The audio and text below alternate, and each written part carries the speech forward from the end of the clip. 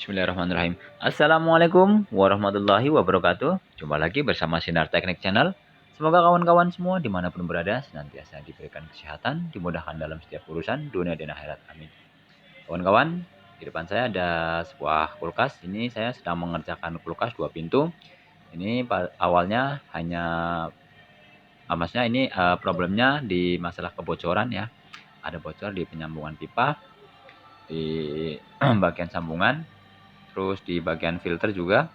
Ini untuk awalnya sebetulnya sudah saya bilas ya, maksudnya udah sempet saya ganti filter, udah isi freon.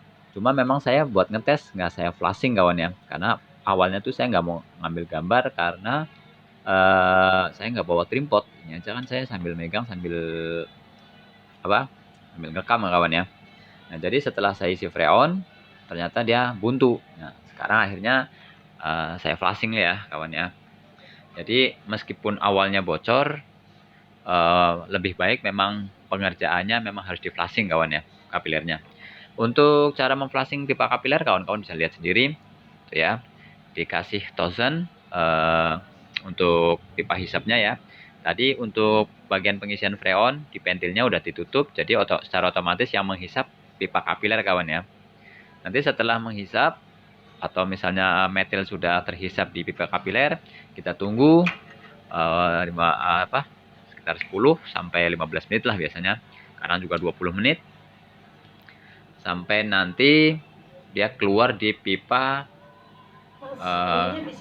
kondensor ya, di penghujung kondensor yang menuju ke arah filter kawan ya. Sebentar ya Bu ya. Ibu mau apa Bu? Enggak mau nyolok ini, enggak muat kali ini. Oh, mau nyolok sini ya? Sebentar ya Bu ya. Enggak, maksudnya kasih cuma ini. Ini karena sebetulnya nggak terlalu, maksudnya buntunya itu nggak parah ya, jadi di kapiler masih tetap bisa menghisap. Nah, ini udah saya tunggu sekitar ada 15 menit lebih lah, 20 menit. Ini kita buka di bagian ventil untuk mengambil udara lebih banyak.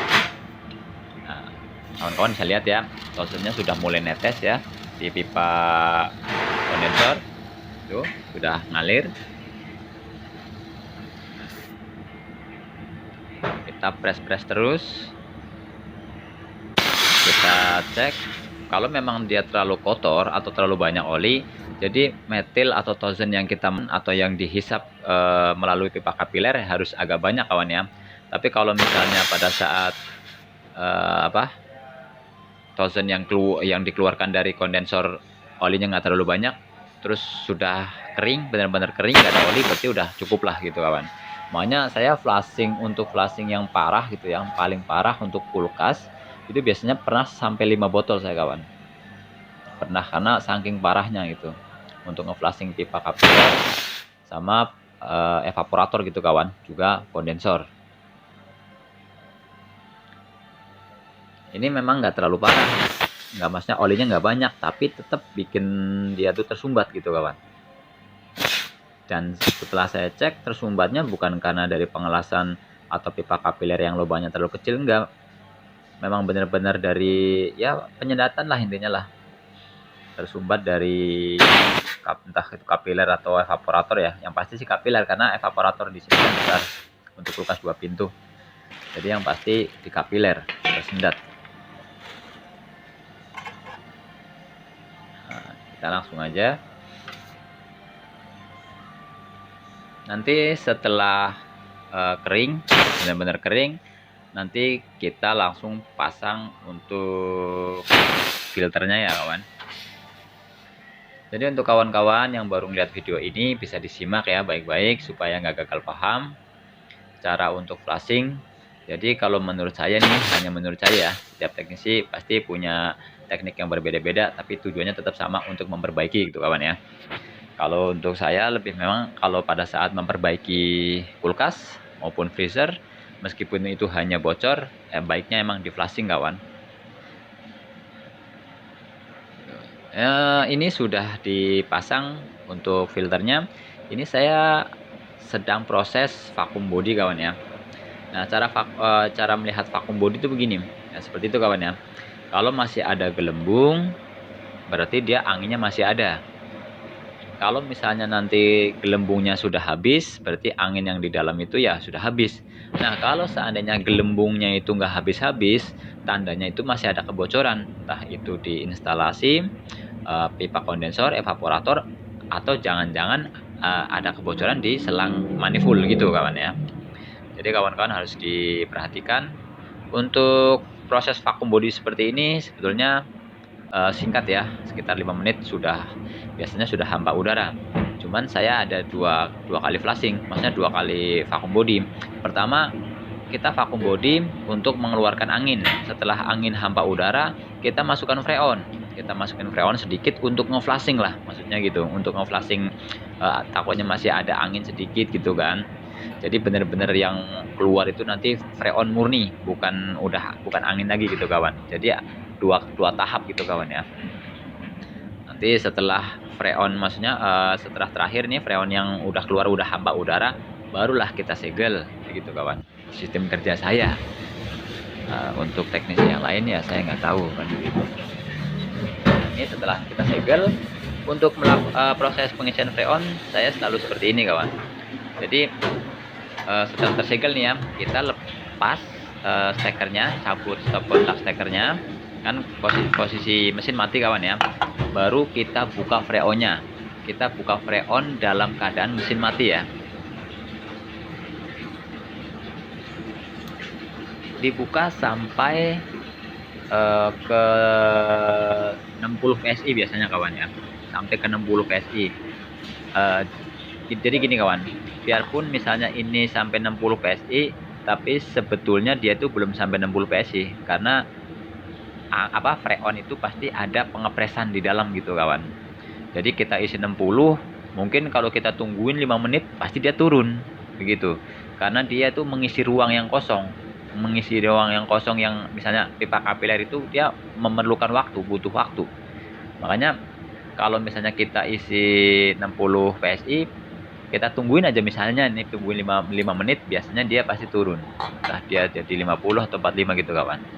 Jadi kita tetap di 60 aja. Nanti kita setelah freon di posisi 60 dalam keadaan kompresor mati, baru kita colokin. Kita colokin, nanti kita lihat hasilnya. Maksudnya dia itu kurangnya itu seberapa. Jadi gini kawan ya, kalau misalnya untuk melakukan pengisian freon, misalnya nih ngikutin metode saya, isi freon dalam keadaan mesin mati sampai dia itu posisi 60, pada saat dicolokin dia itu harus di bawah 0 sedikit. Di bawah 0 sedikit kawan ya, nggak boleh ke tengah-tengah, apalagi sampai ke minus itu udah nggak boleh. Dia di bawah 0 sedikit kawan ya.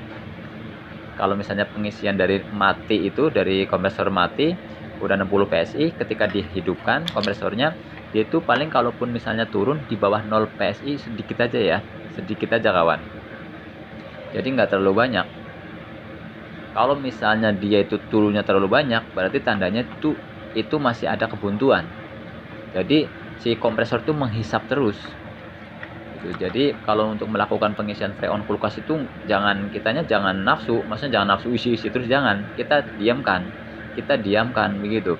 Kalau bisa malah kalau bisa nih untuk pengisian 5 PSI kita cabut, coba lihat kondisinya freonnya naik atau enggak begitu kawan. Jangan diisi terus. Kalau diisi terus, kalau emang keadaan dia buntu, mau freon 5 kaleng pun tetap masuk kawan.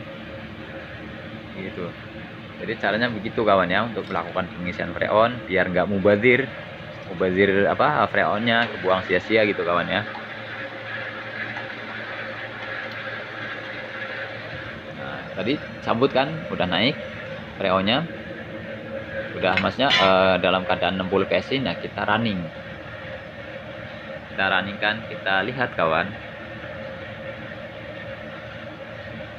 kita lihat turunnya nyampe berapa kawan ya. Pokoknya harusnya itu meskipun dia minus, tapi hanya sedikit ya, dari 0 PS itu hanya turun sedikit aja kawan. Jadi kita nambahinnya juga sedikit, nggak terlalu banyak. Pokoknya kalau nambahinnya terlalu over, nambahinnya ya, maksudnya turunnya terlalu over di tengah-tengah titik minus ya, itu bisa jadi dia itu mampet. Jadi intinya itu kalau melakukan pengisian kulkas itu, pengisian freon kulkas itu harus sabar. Jangan main isi-isi gitu, jangan kawan. Bertahap aja kawan. Posisi seperti itu kawan. Jadi meskipun dia ada turun di bawah 0 PSI sedikit aja ya, nggak nyampe ke tengah-tengah. Kalau nyampe ke tengah-tengah biasanya ada kebuntuan.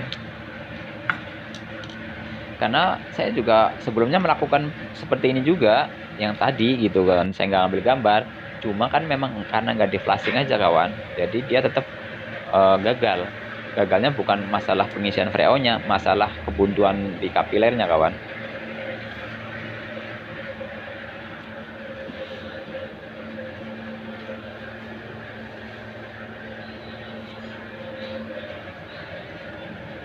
Patokannya tetap ampere, kita ikutin di nameplate-nya. Nameplate-nya 0,7, kita ikutin di nameplate 0,7. Adapun misalnya freon bisa di 5 PSI atau 10 PSI nggak masalah, yang penting tetap ampernya kawan ya. Terus kita juga berpatokan juga sama filter ya, filter itu harus hangat kan ya. Saya belum tambahin tuh kawan ya, masih yang pengisian tadi saya belum tambahin. Itu dia di bawah 0 PSI sedikit aja kawan ya, sedikit aja. Dari pertama saya melakukan pengisian freon dalam keadaan mesin mati itu baru sedikit. Nah itu baru kita tambahin ya.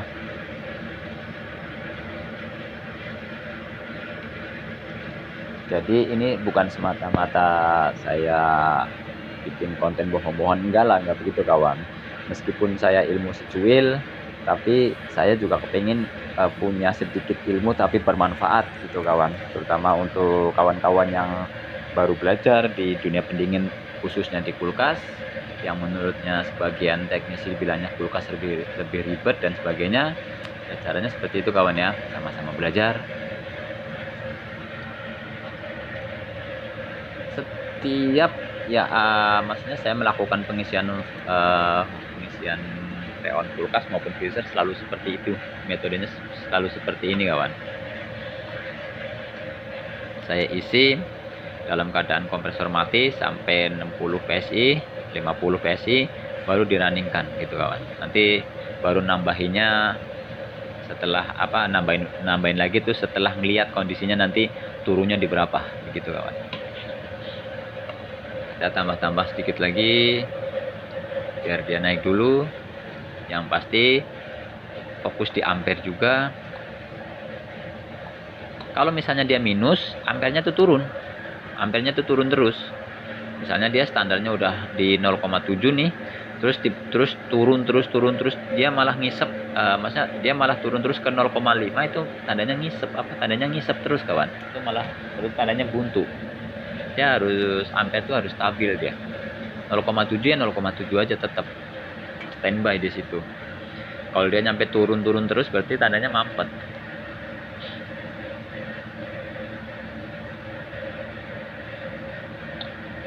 Sebetulnya sangat mudah kawan ya. Kalau misalnya untuk dicermati juga untuk melakukan perbaikan kulkas itu ya mudah juga sih, sama seperti AC.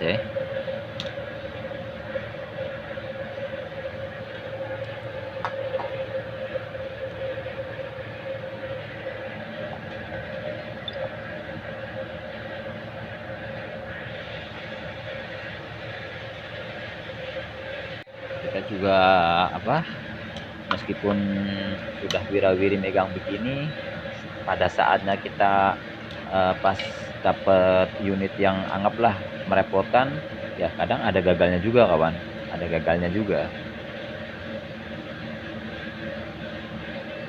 Tapi gagalnya bukan ketidaktahuan ya, gagalnya ya karena anggap aja kayak musibah lah gitu kawan.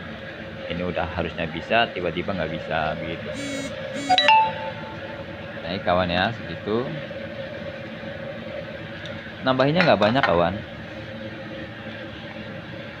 Ini untuk kompresornya pemakai 1/6, kulkas 2 pintu merek Sharp, ampernya 0,7.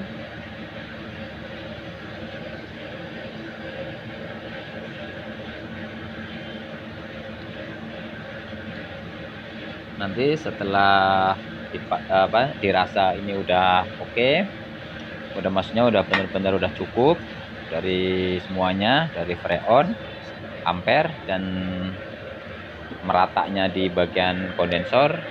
Nanti coba kita cabut stekernya, dilihat nanti freonnya naik atau enggak gitu kawan. Dia wajib naik. Setelah dicabut freonnya wajib naik. Kalau nggak naik berarti dia itu ada kebuntuan. Gitu aja kawan. Kalau untuk melihat ke dalam seperti ini, memang sih saya nggak buka kawan ya ke dalam. Ya nggak bisa bilang, maksudnya nggak bisa membuktikan kawan-kawan, oh ini udah bagus, nggak bisa kawan. Karena dia kan kalau nungguin beruap itu kan lama kawan ya. Tapi memang seperti itulah metode kerja saya. Sistemnya seperti itu untuk melakukan perbaikan kulkas itu, mengerjakan perbaikan kulkas itu kawan. Ini saya rasa udah cukup.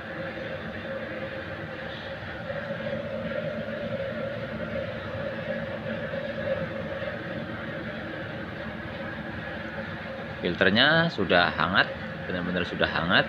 Ampernya udah standby tetap di 0,7 sesuai dengan template. Mesin nggak terlalu panas. Di pipa hisapnya nggak dingin.